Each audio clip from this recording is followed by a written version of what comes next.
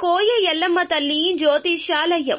ఎక్కడెక్కడ ఉన్న వారికైనా ఫోన్ ద్వారానే జ్యోతిష్యం చెప్పబడును. విద్య, ఉద్యోగం, వ్యాపారం, ప్రేమించిన వారు దూరం కావడం, భార్యాభర్తల మధ్య గొడవలు, అత్తాకోడళ్ల మధ్య మనస్పర్ధలు, కుటుంబ సమస్యలు, ఆర్థిక సమస్యలు, పెళ్లి కుదరకపోవడం, సంతానం ఆలస్యం కావడం, స్త్రీ పురుష వశీకరణం, చెడు ప్రయోగ నివారణ మొదలగు ఎటువంటి సమస్యలకైనా పరిష్కారం చూపగలరు. స్త్రీ పురుషులకు ఎటువంటి సమస్యలు ఉన్నా నమ్మకంతో కాల్ చేయండి. గురూజీ గోవిందరాజు 9703930797. ఈ రోజున భారీ మోసానికి గురి అవుతారు. తస్మాత్ జాగ్రత్త. ఏమిటి ఆ మోసం? ఏం జరగబోతుంది? తులారాశి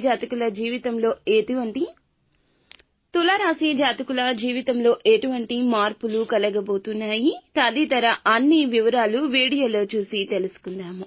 వీడియో మీకు నచ్చితే తప్పకుండా ఒక చిన్న లైక్ చేసి మా ఛానల్ ని సబ్స్క్రైబ్ చేసుకోండి. ఇక ఆలస్యం లేకుండా వీడియోలోకి అయితే వచ్చేద్దాము. ఈ రోజున ఈ రాశి జాతకులు చంద్రుడు కర్కాటకంలో సంచరించడం వలన ఈ రాశి జాతకుల జీవితంలో కొన్ని రకాల మార్పులు కలగబోతున్నాయి. వీరి జీవితం పైన తీవ్రమైన ప్రభావాన్ని చూపించబోతున్నాయి. ముఖ్యంగా ఈ రోజున శని కేతు దోషం చాలా ప్రమాదకరం. పాత స్నేహితులు మిమ్మల్ని తిరిగి మళ్లీ కలవాలనుకుంటారు.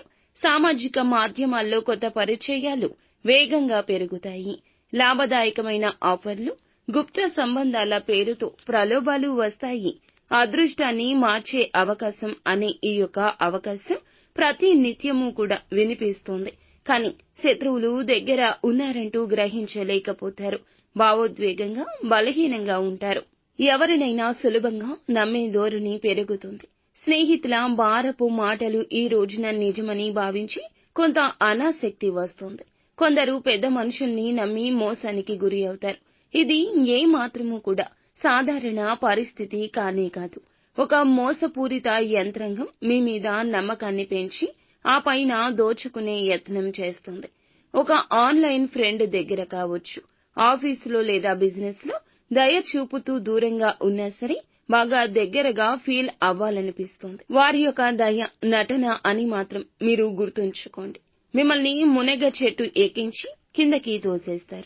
ఈ రోజున ఓటీపీ విషయంలో, ఆన్లైన్ విషయంలో, వ్యక్తిగత సమాచారం విషయంలో తస్మాత్ జాగ్రత్త. బలవంతంగా కొన్ని పనులు మీతో చేయించడానికి కొంతమంది టార్గెట్ చేయొచ్చు. కావున చివరాఖరి వరకు కూడాను పట్టుదలను వీడవద్దు. తప్పు కాకపోతే తప్పు అని చెప్పండి. మీరు చేయకపోతే చెయ్యనని చెప్పండి. మొహమాటానికి అస్సలు వెళ్లొద్దు. అపరిపక్వత నిరాశను కలగచేస్తోంది. ముచ్చటగా ఈ రోజు కొంతమంది మాట్లాడినా వాళ్ళని చూస్తే నిజం అనిపించదు. అటువంటి వారికి దూరంగా, వారి మాటలకు దూరంగా, వారు చెప్పే మాటలు, నిర్ణయాలు కూడాను చాలా జాగ్రత్తగా ఉంటూ ఒంటరిగా ఉండండి. ఇక ఈ రోజున మీకు కాస్తంత మానసిక ఆందోళన కొన్ని విషయాల్లో కలగొచ్చు. అటువంటి విషయాల్లో మీరు నిర్ణయాలు తీసుకోకుండా భగవంతునిపై భారం వేయండి. నిత్యం శివారాధన తప్పనిసరిగా చేసుకోండి. అంతా మేలిమి ఫలితాలు కలుగుతాయి.